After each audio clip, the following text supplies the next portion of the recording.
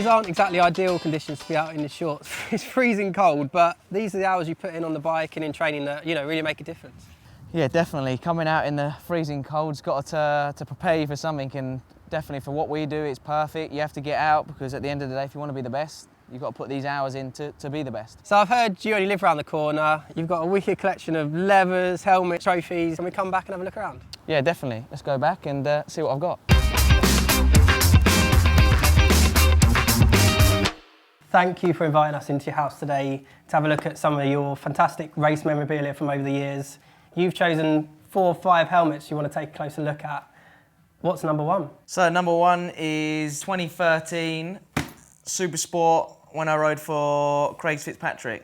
And this is the first helmet I ever had done in a design. Usually I used to wear plain helmets because I couldn't afford to have painted ones or stickered ones, should I say. This is one of the first ever helmets I had wrapped, and it's actually my dad's favourite one of my helmets that he likes the most. And was this your first year in the sort of British Championship? I only did a few rounds, but at Brands GP I was on pole. So against the likes of Glenn Richards, Graham Gowland, Billy, O'Halloran. So 17 years old and going against them boys. So to race against Glenn, that ended up being my crew chief. Yeah, really, really cool. Special helmet to me, and obviously running the 46 back then. So this is number 1. Where's number 2? Number 2 is in the garage. So let's go through and have a look.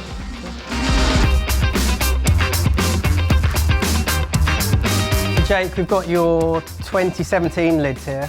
We've got the one that you raced in most of the year and this special edition one. See, this is my 2017 lid that I raced all year. I went for a similar design to what I did in 2016, but just different colours. I wanted to make it more about the RAF team. Yeah, this is a really cool helmet. Again, some special memories. Obviously getting my first British Superbike win at Knockhill, and then leading up in the second race with another win. But also in 2017, we had some really, really bad news. My wife, Sarah, she got diagnosed with breast cancer, so I wanted to do something really special for her. We came up with a helmet. We didn't tell Sarah about it. At the last round, we brought it out, and there's a lot of things on this helmet that mean a lot to me and Sarah. Larry on the back is mint as well. So. This is one of the first helmets that Larry made, isn't it? Phil from Paint Nation come up with the idea, let's put Larry on. This is a helmet that's incorporated with breast cancer, Larry, and strength and unity. Yeah, this is a really special helmet, and like I say, if you actually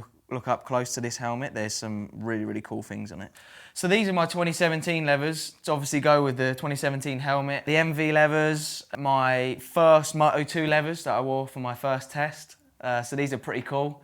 And then I obviously, Darnese did me a custom set. That's really nice. I've not seen that one before. These ones I only wore once, wrote them off, and then they made them for me, and I never wore them again. So they're a really cool set. Yeah, they're cool. Tommy Hill did the design for me. We wanted to do something that was quite in your face and quite Larry. They looked really cool when you was riding the bike. My first wild card that I did in Moto2 at Silverstone, these are my Dynavolt set, and these are my 2018 set that we have from British Superbikes. Obviously a good year for me. I was riding really, really well. My latest leathers with the Petronas team, done one test in them, so they're a really cool set of leathers. Moving to Alpine Stars as well, so the whole combination just looks factory, and can't wait to get going. And obviously next year, massive year for you. Yeah. First year, obviously Moto2 last year. What can we expect? Well, I'm hoping you can expect big things from me, but listen, it's an uphill task still. Coming from this year, we progressed throughout the year. As everyone knows through social media, that KTM was in a difficult situation, and we didn't quite have the resources that we needed. It was always going to be quite a difficult season because me learning the tracks, tyres, bike. Yeah, obviously a big year for next year, Petronas. It's been your dream to race in that paddock. Yeah. Did you bump into Rossi in the toilets or see Marquez at a vending machine? And I don't know, what was it? What was the one moment? I felt really like out of my comfort zone when I first went to that paddock, because I almost felt like I didn't belong there, coming from British Superbikes, but as the season went on, I felt more and more comfortable. There was actually a moment in Malaysia I was speaking with Alex and Mark was there, and Mark's asking me how I'm doing and oh, you've got a good ride for next year, are you excited? Like, they think that he's something super, super special. He's special on a motorbike, but he's only like me or you. He's super cool, normal, and yeah, no, that was a surreal moment to say that I'm just chilling and speaking with Mark, and yeah. So that's 2 helmets down. Where are we off to next? So we'll go back in there and have a look at some more stuff.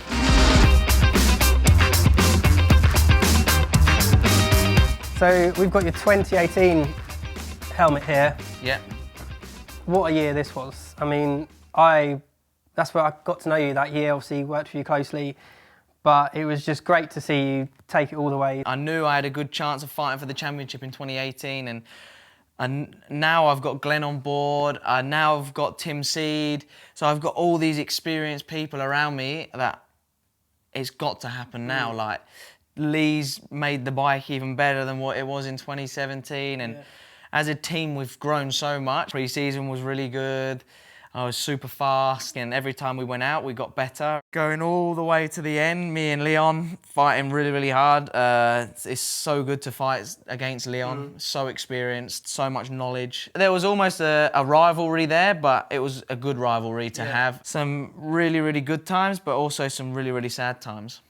And then obviously that catapulted you into Moto2 the next year.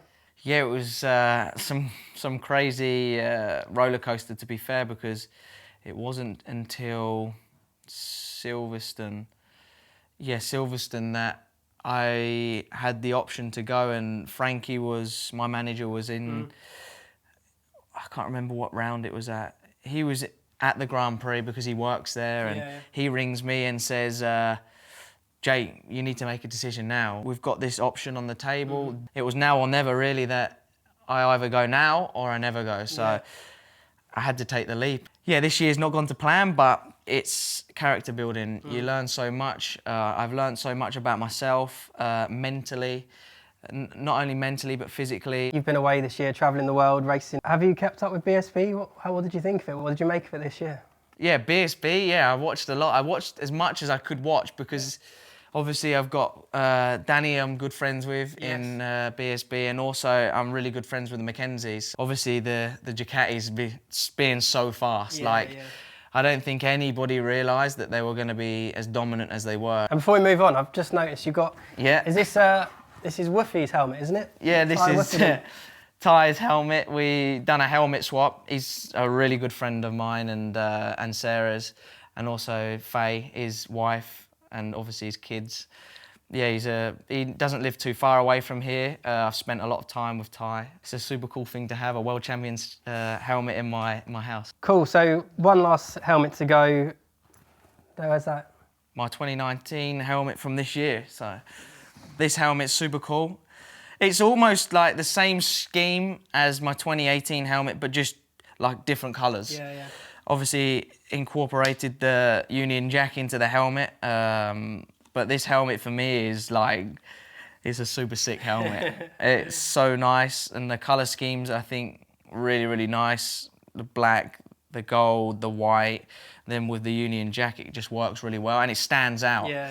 What was that like this year? Home Grand Prix, Silverstone, riding out, race day, all the fans cheering for you. It must have been... Just the atmosphere, the support that they give me was just unbelievable. Like, I can't thank the British crowd enough. That there's no better fans than the British fans. They have your back 100%, no matter if it's going difficult or not. They support you through thick and thin, and it's so nice to see, and it's so nice to have that support, and hopefully we can give them something to shout about next year at the British Grand Prix.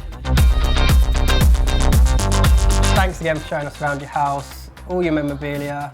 I'm extremely jealous now, but before we go, we've got to chat about this. This is your race fairing from this year's bike? Yeah, this year's Moto2 bike, so it's a pretty cool piece of kit that the team, it was a real nice way and a real nice touch for them to give me this, and it's super cool because I'll keep it forever now, and obviously it would have been better if I'd won with this, but it'll always remind me of the difficult times and how it's made me stronger. And we haven't touched on it yet, but obviously you moved from a super bike back to essentially 600cc bike. How did you adapt back to riding sort of a super sport machine, albeit a Moto2 bike? I can tell you now, it's nothing the same as riding a 600 super sport bike. Or a super bike for that fact. Yeah, it's so stiff. Doesn't do anything a normal road bike does. It doesn't absorb the bumps. It definitely took a lot of learning when I first jumped on the bike. I remember coming home from the first test. Oh my God, what have I done? Like, I've made the biggest mistake of my career. The bike wouldn't turn, it wouldn't do anything. I needed to adapt to learn how to ride a Moto2 bike. I needed to learn the rear brake properly. I needed to learn all these different things. I'm gonna try and take everything now into next year that I've learned, but also I need to learn to ride the Calyx now. The Calyx is a completely different bike again. You need to ride more like you do on the British Superbike. You need to brake not so hard, you need to open the corner up a bit more, you need to run the corner speed because it turns. Yeah. So yeah, I've got a lot of learning to do again, but now I know the tracks, it should make it a little bit easier. Wicked. Well, we can't wait. I'm excited to watch. All the British fans are, all the BSB fans are. But before we go, because it's Christmas, we've got your little present. Oh. Ooh. It's for you, Larry. We thought this is a present you can take away to all the flyaways this year, so you don't miss them. I love him. Big love, bro. Thanks very much. No worries, mate. All the best next year. Cheers, thank you. Cheers.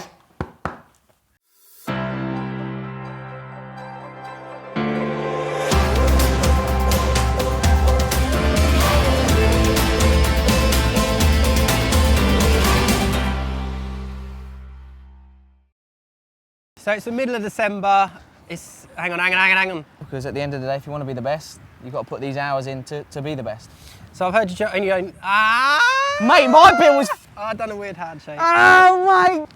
Hey there, mate. Good What's to see you. happening? Ready? Yeah, let's go back. Let's go back, but you're not coming.